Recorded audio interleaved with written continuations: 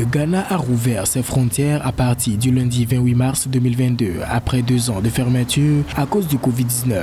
Selon le président Nana Akufo-Addo, chef d'État ghanéen, dans une annonce reprise par plusieurs médias locaux, les voyageurs entièrement vaccinés seront autorisés à entrer par les frontières terrestres et maritimes sans un résultat négatif du test PCR du pays d'origine. Cette réouverture des frontières permettra au Ghana de reprendre la circulation des personnes, notamment avec ses voisins Togo, Côte d'Ivoire et Burkina Faso, après la fermeture en mars 2020.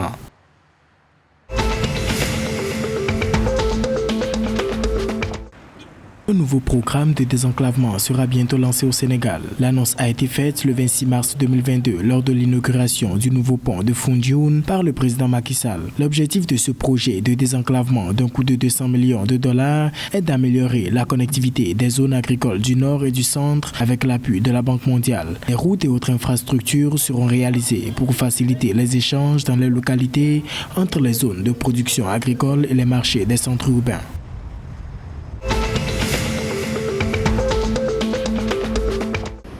Pour inciter les femmes à booster davantage leur part dans la croissance et le développement de la société, l'opérateur de téléphonie mobile MTN Côte d'Ivoire a organisé jeudi 24 mars un dîner qui a réuni plus de 100 femmes leaders pour les exhorter à prendre leur place dans la marche du développement. Autour du thème « Prends ta place », les échanges ont porté sur les femmes qui ont et jouent un rôle prépondérant pour assurer une société équilibrée et durable. Par conséquent, elles doivent mettre tout en œuvre pour garantir à la fois ce droit et devoir tout en prenant une part active dans le développement durable de leur communauté.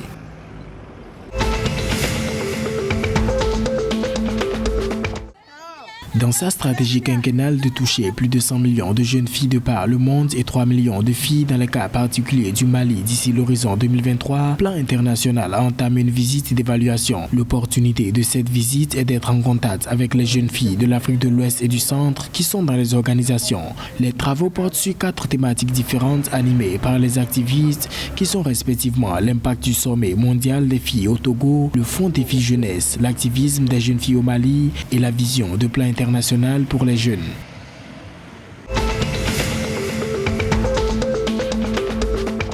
Face à la flambée des prix des denrées de première nécessité et le cri de détresse de la population béninoise, le président de la République, Patrice Talon, a, lors du Conseil des ministres en date du 23 mars 2022, décidé de prendre des mesures pour réguler les prix sur le marché. Le samedi 26 mars, à Cotonou, en conférence de presse, le gouvernement s'est expliqué sur les dites mesures pour encadrer les prix des produits de grande consommation. Selon la ministre des Affaires sociales et de la microfinance, Véronique Toigny-Fodé, le gouvernement est conscient qu'aujourd'hui, c'est difficile en raison des 2 années de cette pandémie de Covid-19 qui n'a pas eu que des répercussions sanitaires, mais également un fort impact économique.